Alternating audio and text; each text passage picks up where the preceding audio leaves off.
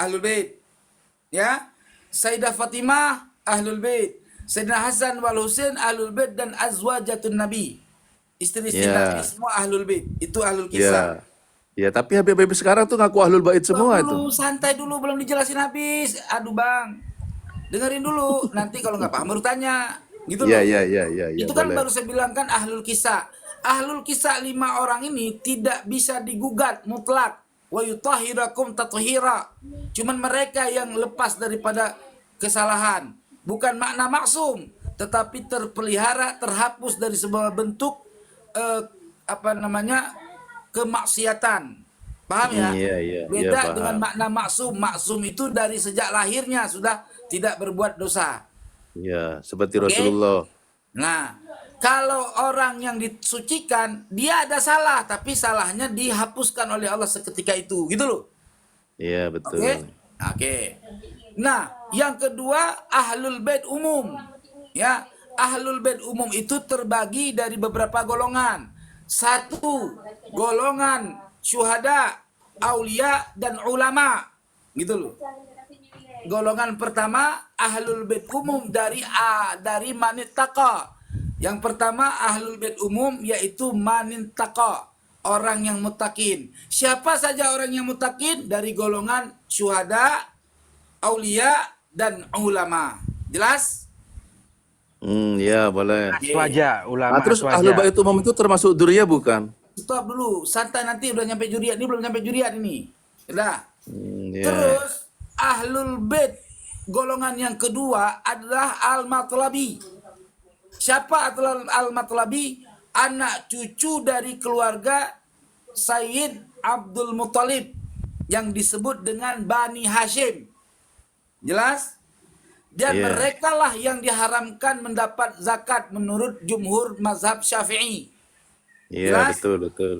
Nah, itu disebut al-matlabi. Siapa al-matlabi itu? Keluarga Ja'far. Ya. Keluarga Ja'far, terus keluarga Ali bin Abi Thalib, ya anak-anaknya itu adalah disebut dengan al-matlabi atau Bani Hashim. Yang ketiga, ahlul bait umum yang ketiga adalah kullu man yu'minu billahi walau fasikan. Setiap orang yang beriman kepada Allah dan Rasulnya walau dia fasik, itu dia masuk kepada ahlu bait secara umum yang disebut alun. Ya, disebut alun. Anda masuk ahlul bait, saya masuk ahlul bait, tetapi secara umum walaupun saya maksiat, gitu loh. Terlepas dari nasab. Jelas ya? Ya, jelas. Siapa contohnya? Salman Al-Farisi. Salman Farisi diikrar oleh Nabi menjadi ahlul baitnya karena ketakwaannya, kecintaannya kepada Nabi dan keluarganya. Jelas? Jelas. Nah, terus ucapan Nabi, keluargaku adalah orang-orang yang muttaqin. Itu sudah ada dalam hadis.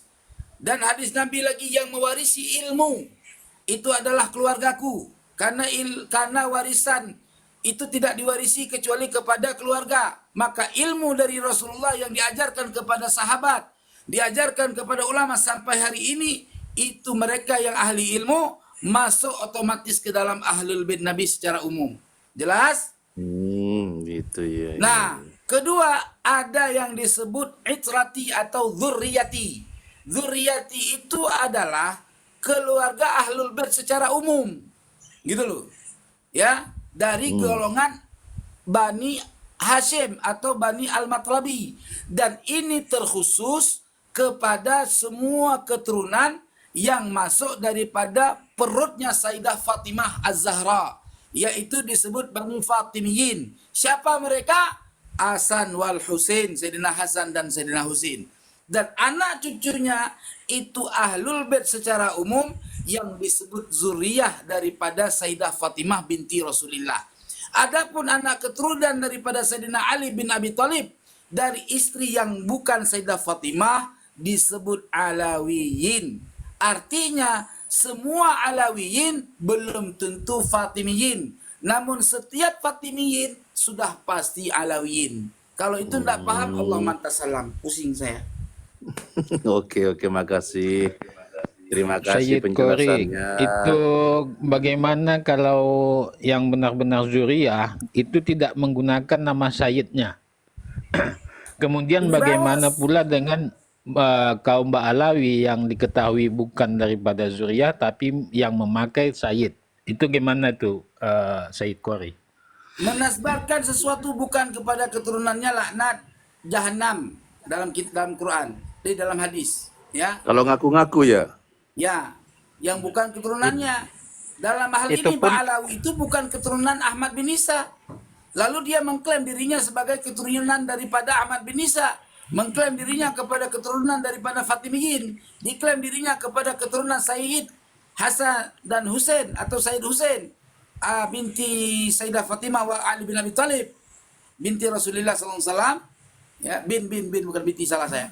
Nah, itu pun ya, wallahi mereka Bani Ba'alawi berani menggunakan gelar Sayyid ataupun Syarif hanya di Indonesia. Coba di negara lain. Oke, Nah, stop. iya. Jelaskan lagi teman-teman, biarin paham. Jangan dipotong. Nah, orang yang memakai gelar Sayyid, pekerjaannya nyodok bini orang, haram pakai gelar Sayyid. Orang yang pakai gelar Sayyid, otaknya goblok, nun mati ketemu mbak nggak tahu, haram pakai gelar Sayyid. Kenapa?